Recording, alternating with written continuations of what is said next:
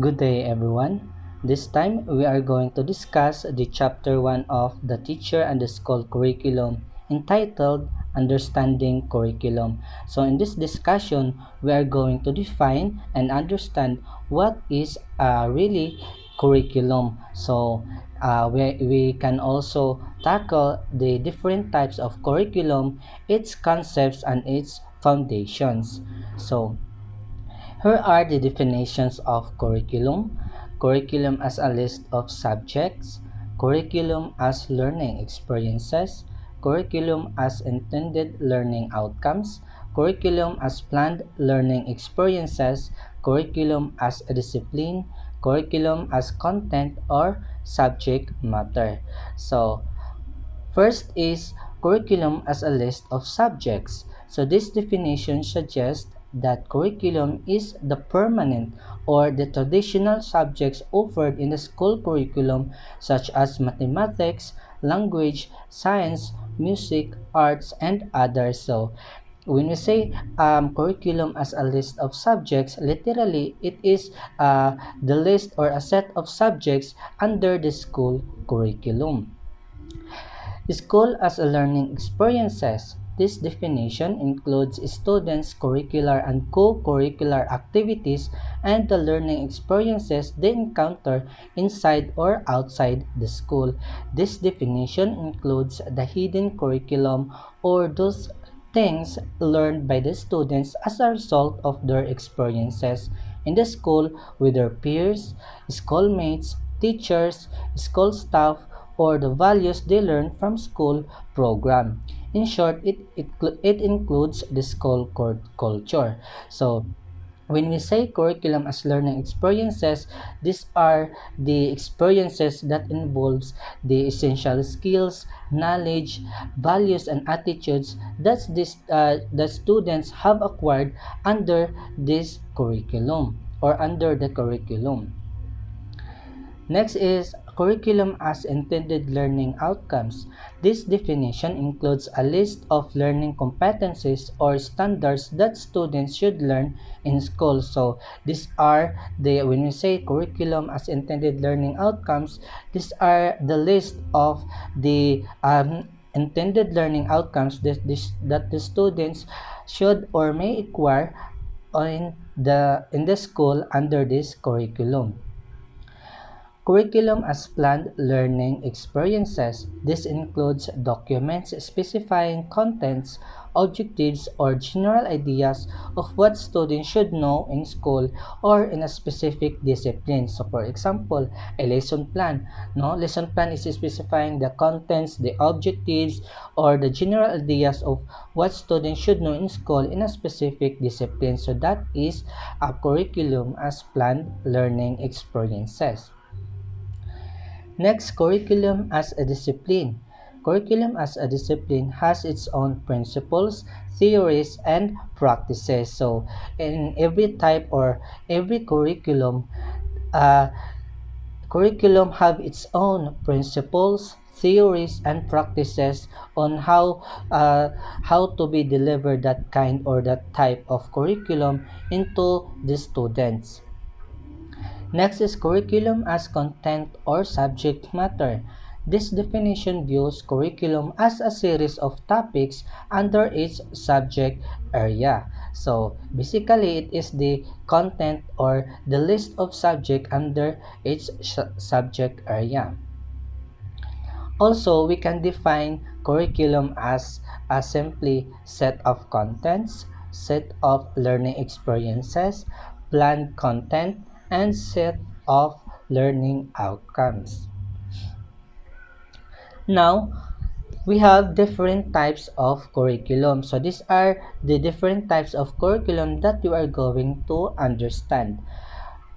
First, we have ideal or recommended curriculum, intended official or written curriculum, implemented curriculum, achieved curriculum or learned curriculum, tested curriculum, entitlement curriculum, supported curriculum, null or censored curriculum, hidden curriculum. So, let's have ideal or recommended curriculum. This refers to what scholars propose as the most appropriate curriculum for the learner. So, ideal or recommended, no? It means that these are the idea or the recommendation from the scholars or the experts that they suggest that this kind of curriculum is most appropriate curriculum for this type of learners. So, for example, different professional organizations or various programs of study in different universities may propose curriculum innovations or alternative curriculum content as result of their researches. So, the as we all know that there are some experts, no, or professional organizations or various programs that conduct researches to identify on how to innovate or how to improve the given curriculum to make it more effective and efficient for the learners. Ideal or recommended curriculum may also develop as an alternative response to various curricular problems and issues. So because of this ideal or recommended curriculum, the issues or the problems that can affect the learnings of the students can be uh, can be addressed because the alternative response are developed due to this ideal or recommended curriculum. So, Glathorn and Bosche and Whitehead 2005 noted several influences that seem to play the key roles in shaping the recommended curriculum. These influences are the professional associations, individuals, and societal trends. So these are the different types of individual or institution that the subject of this ideal or the recommended curriculum. So curriculum standards recommended by professional organizations are example of ideal or recommended curriculum. Next is intended official or written curriculum. So this refers to the official curriculum embodied in approved state curriculum guides. So this is according to Glathorn, Bosche, and Whitehead 2006. So it is the curriculum prescribed by the government. So these are the curriculum that prescribed or implemented by the government. So in the Philippine context, these are the prescribed courses from the different government agencies. So in our country, we have a DepEd, the Department of Education for the basic education, the Commission on Higher Education or CHED for the higher education, and the Technical Education and Skills Development Authority or TESDA. So example of this type of curriculum are these are the examples of this intended official or written curriculum prescribed by the different government agencies.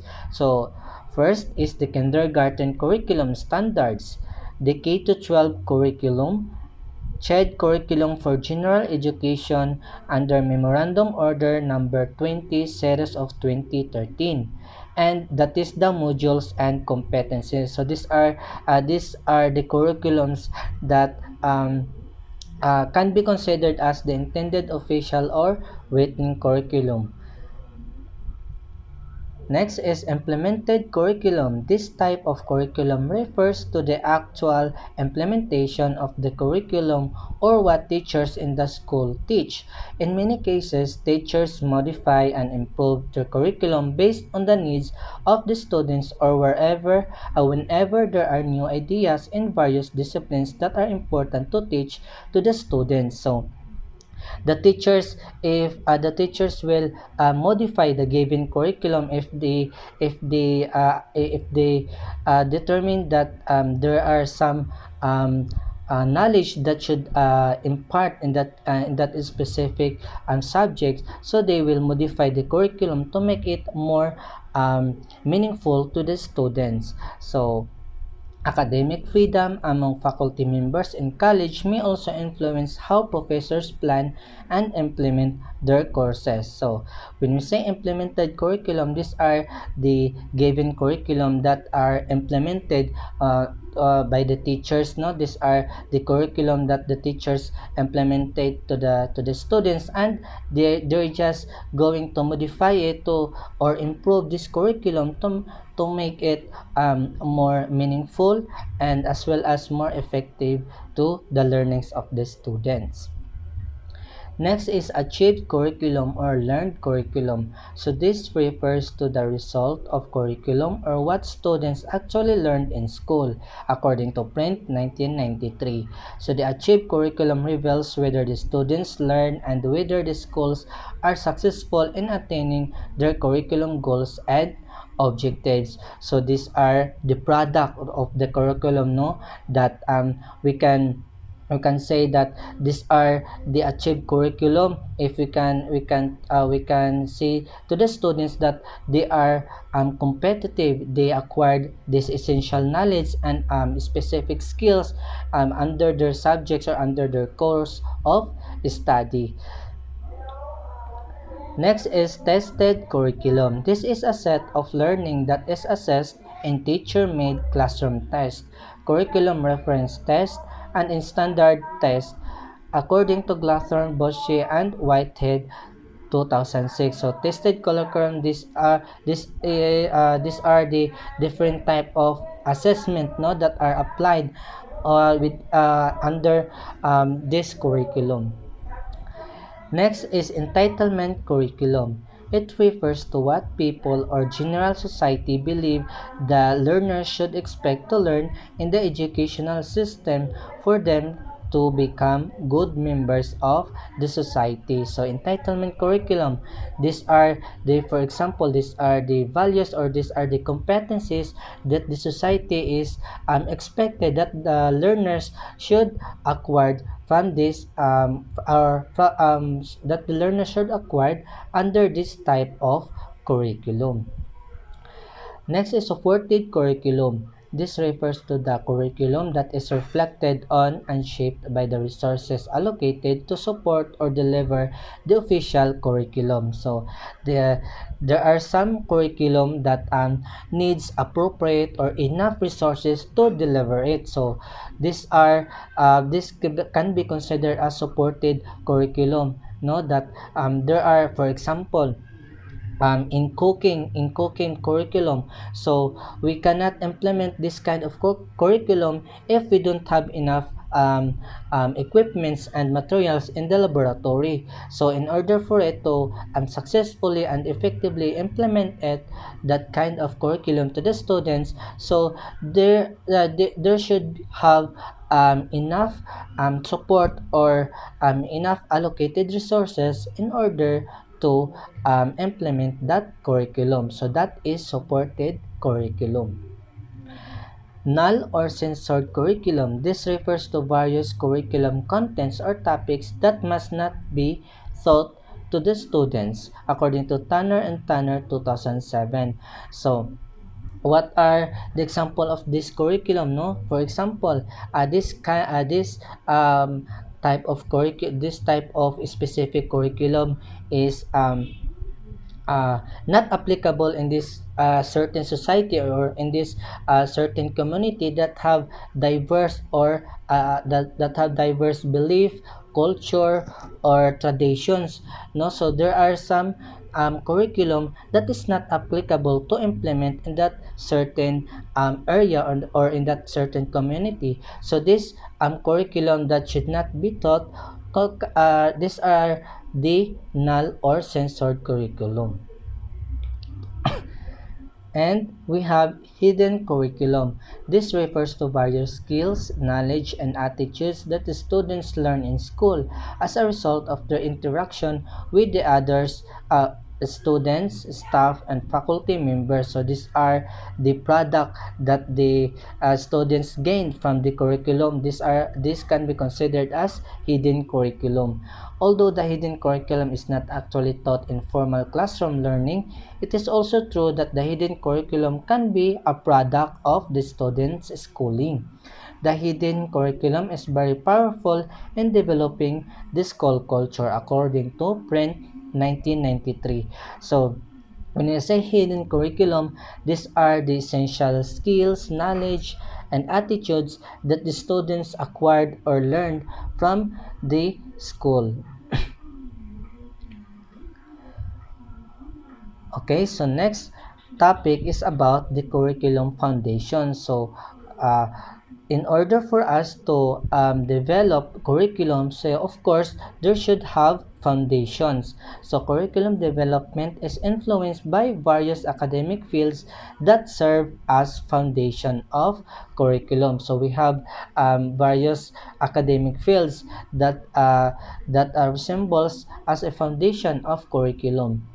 So, curriculum development scholars like Tyler, Taba, Eisner, Seyfor, Alexander and Lewis, Print, Sowell, and Tanner generally identified three categories of sources for curriculum foundation. So, these are the academic fields that serve as foundation of curriculum according to these various scholars. So, we have psychology, philosophy, and sociology. So when we say psychology, these are the studies about the learners and the learner theories. So this is the study of what type of learners in this certain community or in this certain area or country, and the learning theories that should be imparted to them. Next is philosophy, studies on the nature and value of knowledge. So, this will identify the nature and the value of knowledge that should be taught to these specific learners. Next is sociology, studies on culture, society, and human activity. So, in order for us to identify which curriculum or what type of curriculum is applicable to them, so of course, we have to study the culture, the society, and the human activities in every community or in every area or um, a specific community. So, psychology as a discipline deals about understanding human behavior. Hence, it is important in curriculum development. According to Print 1993, psychology can provide information in five important areas. So, because of psychology, though, we can provide information in five important areas. Educational objectives, no? So with psychology, we can identify effectively what are educational objectives for this type of learners. Student characteristics, so we can identify what are the specific characteristics of every students as a group, no, in this certain area or community. Next is learning processes. What are the learning processes that should be implemented in order to implement curriculum? Teaching method, what are the teaching pedagogies that applicable for this type of learners, and the evaluation procedures. So which type of assessment should be given, or which type of assessment should be provided by the teachers in order to effectively assess the knowledge and skills acquired by the students or the learners. So the studies about society and the school culture and anthropology.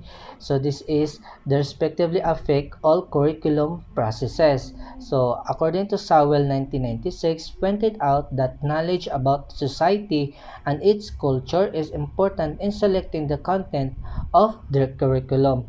Of course, no, because the main reason why we are implementing curriculum is for us to address the needs of the learners. So in order for us to accurately address their needs, so of course we have to first understand their needs and their characteristics about the learners, about the society and its culture. So it provides a clear understanding of the context in which the curriculum is developed. Studies about the society and culture help curriculum workers in understanding several social and educational issues that affect curriculum processes and education in general. So that is the importance of studying the society, the culture, and also its learners.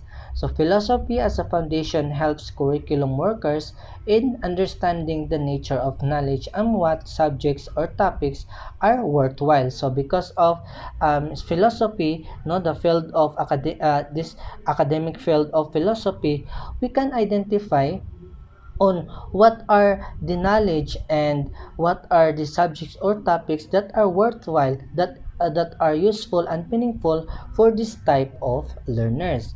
So this is very important in making decisions about contents of the curriculum. So according to Ornstein and Hankins 1993, mentioned that philosophy provides curriculum workers with a framework or base for organizing schools and classroom. Of course, that is true, no? Because of philosophy, the educators can have a framework or can have a blueprint on how to organize schools and classrooms and its curriculum. It is also provides educator with framework or broad issues the tasks such as determining the goals of education, the content and its organization, and the teaching and learning processes. So next is the curriculum conception. So, curriculum workers have different ideas about curriculum matters and curriculum development processes. They have different point of view about curriculum concerns, goals of what a curriculum should accomplish, and how curriculum should be designed or constructed. This explains the presence of various curriculum orientation or conception. So, according to McNeil, 2006, Eisner 1985, and Print 1993, they identified 6 curriculum conceptions. So these are the different curriculum conceptions. So first, we have academic rationalist conception, cognitive processes conception, humanistic conception, social reconstructionist conception, technological conception, and eclectic conception. So first curriculum conception, we have academic rationalist conception. So considered this conception considered as the oldest among the curriculum conceptions. It stresses the importance of different bodies of knowledge known as disciplines or subject areas as the focus of the curriculum. So when we can consider that this curriculum are the academic rationalist conceptions if this curriculum is stresses or focuses on the different bodies of knowledge of like the disciplines or the subject areas to that are emphasized in the curriculum.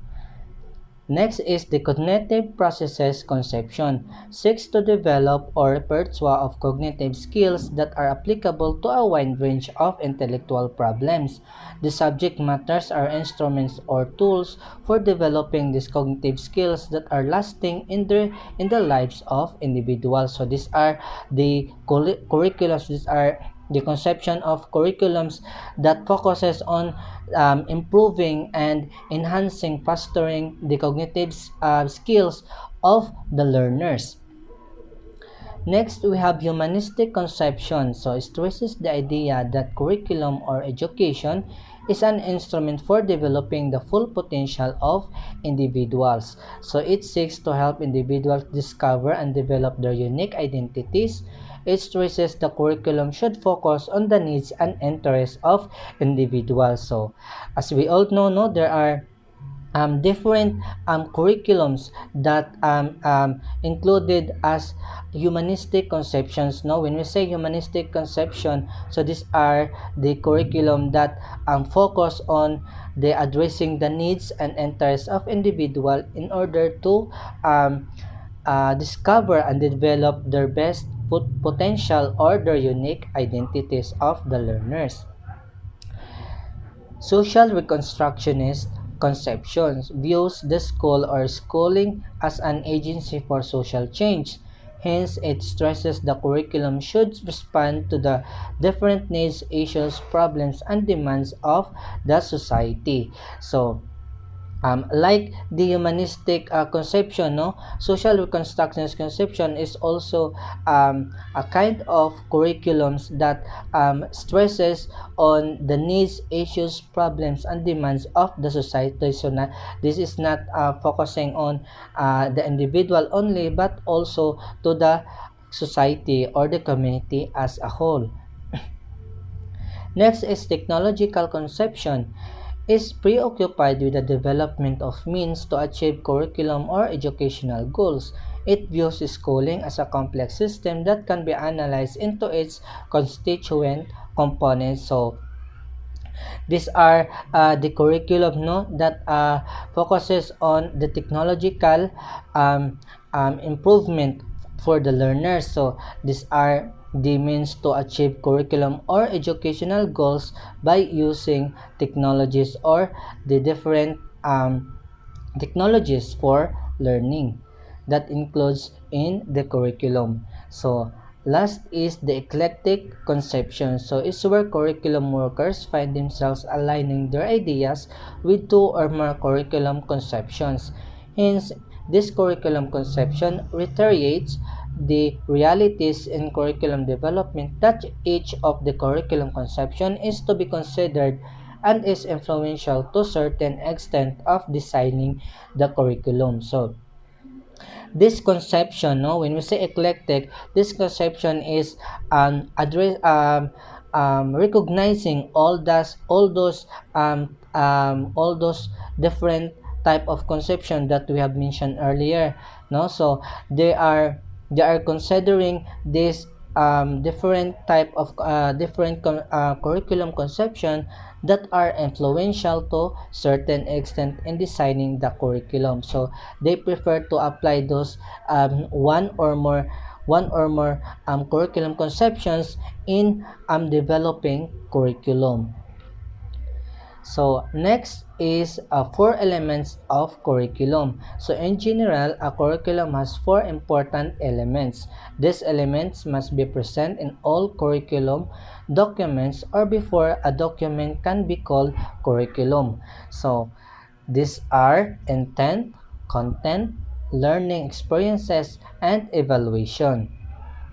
So curriculum intent is the term used by Print 1993 to mean the direction that curriculum developers wish to take as a result of participating in the curriculum. So these are the intended learning outcomes or intended learning experiences that entitled for the students. So it includes the aims, goals, and objectives found in any curriculum document. So aims are the broad statement of social or educational expectations. Aims include what is hoped to be achieved by the entire curriculum. So that is the aims, no, or the objectives of the goal of the curriculum. So goals are statement more specific than aims. So when we say aims, that is a broad statement, no, but we have goals that is more specific than aims. Goals are general statements or what concepts, skills, and values should be learned in this curriculum. So these are the intended learning outcomes that the students may acquire from this curriculum. Next is objectives are specific learning outcomes. Objectives include what specific concepts, skills, and values should be learned by students. Usually, objectives are used in making decisions or planning about instruction. Next element is the content. These topics are based on the curriculum intents.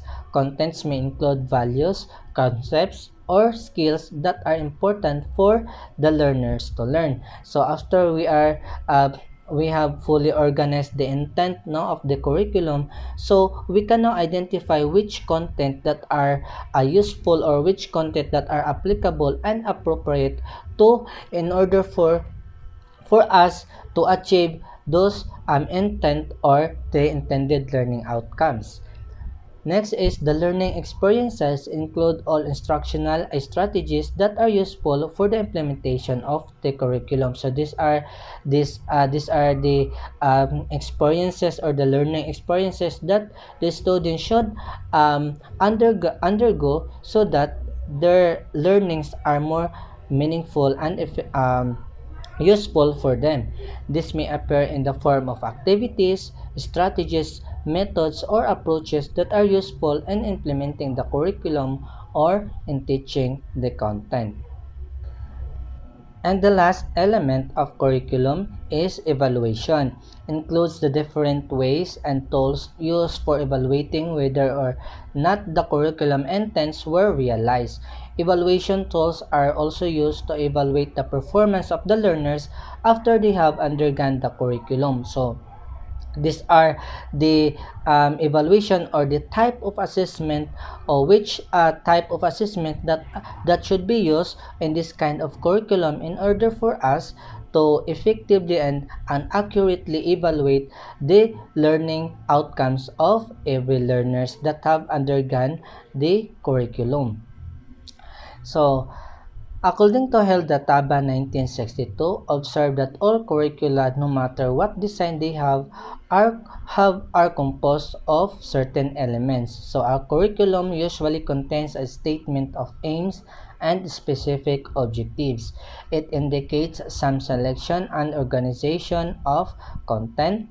It either implies or manifests certain patterns of learning and teaching, whether because the objectives demand them or because the content organization requires them. It includes a program of evaluation of the outcomes. So of course, no, the based on the four elements of curriculum, no, they should have intent, the the intents, what are the intended learnings, no. So next is after knowing the intent, so we can now identify which content that we are going to use in the curriculum, and also the learning experiences, what are the appropriate learning experiences to make it more to make the curriculum more meaningful and useful for the learners. And the last is the evaluation. What are the type of assessment that should be implemented to evaluate the learning outcomes of the students? So, understanding the different elements of curriculum will help curriculum workers, especially the teachers, in designing curriculum and in analyzing the different curriculum materials that are offered to schools and students. So this is the importance, no, especially for us as teachers someday. This is the important on understanding the curriculum, because in order for us to successfully implementing the curriculum, so of course we as a teacher, we should first understand what is the curriculum, what are the intent of the curriculum we handled, what are the content, what are the learning experiences that we should implement to the students, and what are the evaluation or the type of assessment that we are going to apply or to use to in order for us to effectively and accurately evaluate the learning outcome of the students. So I believe that our understanding, no, the our understanding and how we define curriculum is the product of our how we are going to teach the curriculum into the students. So that would be all for this discussion. I hope you learn something from this report. So that's all, and God bless. Thank you for listening.